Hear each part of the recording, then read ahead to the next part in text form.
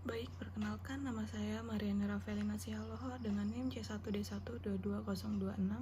Di sini saya akan mempresentasikan materi dari mata kuliah Cyber Security Management. Baik, materi yang akan saya bawakan adalah bagaimana beberapa Cyber Security Management bekerja beserta contohnya. Yang pertama yaitu two-way authentication.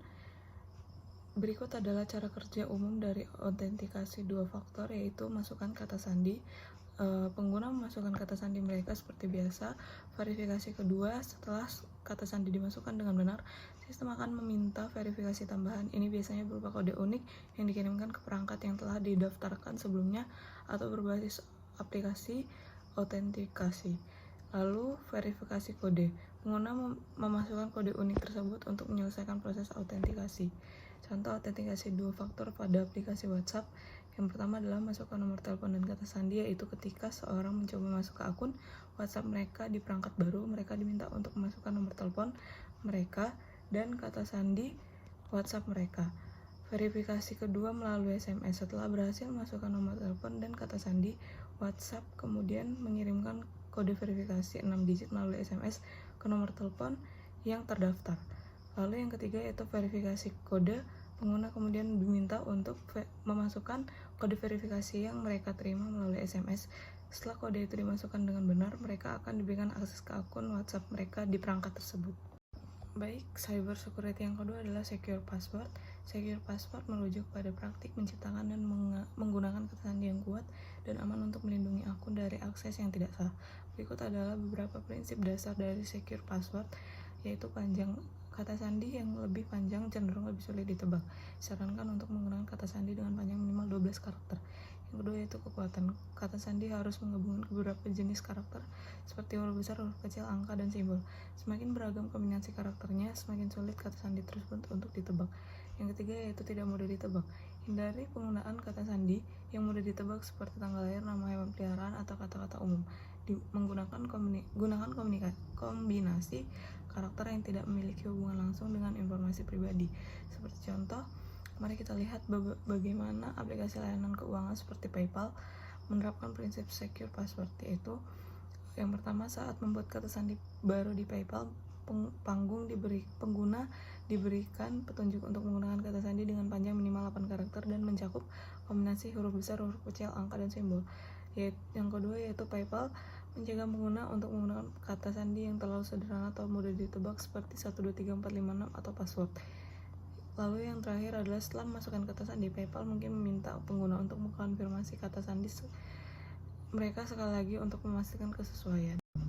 Yang ketiga yaitu regular update, perbaikan bug, yaitu pembaruan rutin seringkali memperbaiki bug atau masalah yang ditemukan setelah perilisan versi sebelumnya. Bug dapat mengganggu pengalaman pengguna atau bahkan membuka celah keamanan. Selanjutnya, peningkatan keamanan. Pembaruan juga sering kali memperbaiki kerentanan keamanan yang ditemukan dalam perangkat lunak. Ini sangat penting karena dunia digital selalu berhadapan dengan ancaman keamanan yang berkembang. Yang ketiga, penambahan fitur. Kadang-kadang pembaruan juga menyertakan penambahan fitur baru atau peningkatan fungsionalitas yang dapat meningkatkan pengalaman pengguna atau memberikan kemampuan baru. Contoh dari regular updates adalah pembaruan sistem operasi seperti Windows, Mac OS, atau Android, pembaruan perangkat lunak, aplikasi seperti Microsoft Office, Adobe Photoshop, dan Google Chrome, dan pembaruan firmware untuk perangkat keras seperti router Wi-Fi, kamera keamanan, atau perangkat pintar lainnya. Dalam kasus ini, pembaruan rutin diperlukan untuk menjaga keamanan, kinerja, dan fungsionalitas perangkat lunak atau perangkat keras. Lalu yang keempat ada antivirus. Cara kerja antivirus yaitu pertama, pendeteksian malware. Antivirus bekerja dengan menggunakan database tanda tangan yang berisi pola atau tanda-tanda khas dari program-program jahat yang dikenal. Antivirus memindai file dan proses yang berjalan di sistem untuk mencocokkan mereka dengan tanda-tanda yang ada dalam database ini. Analisis heuristik. Selain mengandalkan database tanda tangan, antivirus juga dapat menggunakan analisis heuristik untuk mendeteksi perilaku mencurigakan dari program.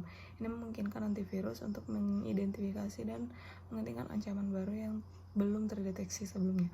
Pencegahan akses. Antivirus juga dapat mencegah akses atau access mengeksekusi program-program berbahaya dengan memantau aktivitas sistem secara real-time.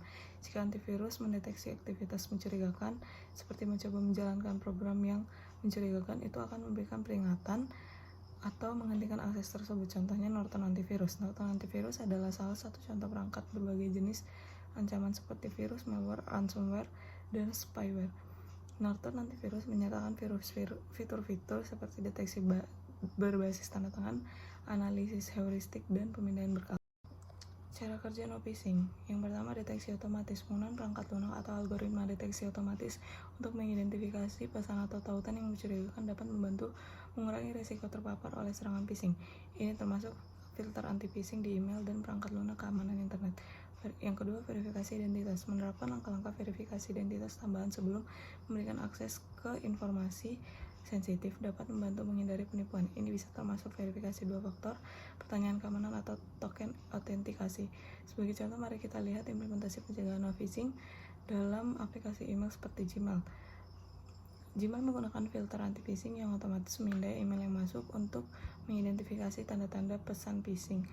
Jika sebuah email terdeteksi mencurigakan, Gmail akan menandai email tersebut sebagai spam atau memperingatkan pengguna tentang potensi serangan phishing. Yang selanjutnya adalah no phishing. Cara kerja no phishing yang pertama, deteksi otomatis. Pengguna perangkat lunak atau algoritma deteksi otomatis untuk mengidentifikasi pesan atau tautan yang mencurigakan dapat membantu mengurangi risiko terpapar oleh serangan phishing. Ini termasuk filter anti-phishing di email dan perangkat lunak keamanan internet. Yang kedua, verifikasi identitas. Menerapkan langkah-langkah verifikasi identitas tambahan sebelum memberikan akses ke informasi sensitif dapat membantu menghindari penipuan. Ini bisa termasuk verifikasi dua faktor, pertanyaan keamanan, dan token autentikasi. Sebagai contoh, mari kita lihat implementasi pencegahan no phishing dalam aplikasi email seperti Gmail. Filter anti-phishing. Gmail menggunakan filter anti-phishing yang otomatis memindai email yang masuk untuk mengidentifikasi. Selanjutnya yaitu encryption. Cara kerja enkripsi adalah pengacakan data. Data asli atau plain text diubah menjadi ciphertext dengan menggunakan algoritma enkripsi. Proses ini melibatkan manipulasi data menggunakan kunci enkripsi yang telah ditentukan. Algoritma kriptografi. Algoritma kriptografi adalah instruksi matematis yang digunakan untuk mengubah data menjadi format yang tidak dapat dibaca atau sebaliknya. Dan banyak jenis algoritma kriptografi yang berbeda, termasuk algoritma simetris dan asimetris. Kunci enkripsi. Kunci enkripsi adalah deretan angka atau karakter yang digunakan bersama dengan algoritma kriptografi untuk mengenkripsi dan mendekripsi data. Kunci ini bisa bersifat simetris, di mana kunci yang sama digunakan untuk enkripsi dan dekripsi, atau simetris, di mana pasangan kunci publik privat digunakan. Deskripsi. Penerima data yang telah dienkripsi menggunakan algoritma dan kunci yang sesuai untuk mendeskripsinya menjadi bentuk semula atau plain text. Contoh implementasi enkripsi dalam aplikasi. Yang pertama ada sebagai contoh, mari kita lihat implementasi enkripsi dalam aplikasi pesan instan seperti WhatsApp. Dengan menerapkan enkripsi end-to-end dalam aplikasi pesan seperti WhatsApp, informasi yang dikirimkan antara pengguna tetap aman dan terlindungi dari mata-mata atau akses yang tidak sah. Ini memberikan tingkat keamanan tambahan dalam komunikasi digital, terutama untuk informasi sensitif. Baik, yang terakhir yaitu secure DNS. Cara kerjanya yaitu yang pertama, DNS over HTTPS atau DOH.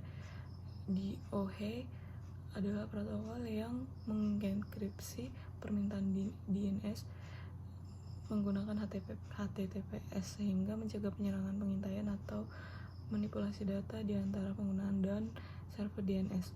Ini membantu melindungi privasi dan keamanan pengguna. Yang kedua, DNS over TLS atau DOT. DOT juga melibatkan enkripsi data DNS, tetapi menggunakan protokol TLS, Transport Layer Security. Ini menyediakan lapisan keamanan tambahan saat berkomunikasi dengan server DNS, mencegah serangan pencurian informasi atau perusakan data. Yang ketiga, Google Public DNS with DOH. Google Public DNS menawarkan dukungan untuk DOH yang menggunakan pengguna untuk mengirimkan permintaan DNS melalui HTTPS untuk melindungi privasi dan keamanan mereka saat menggunakan layanan DNS Google. Yang terakhir, Cloudflare DNS with DOH atau DoT.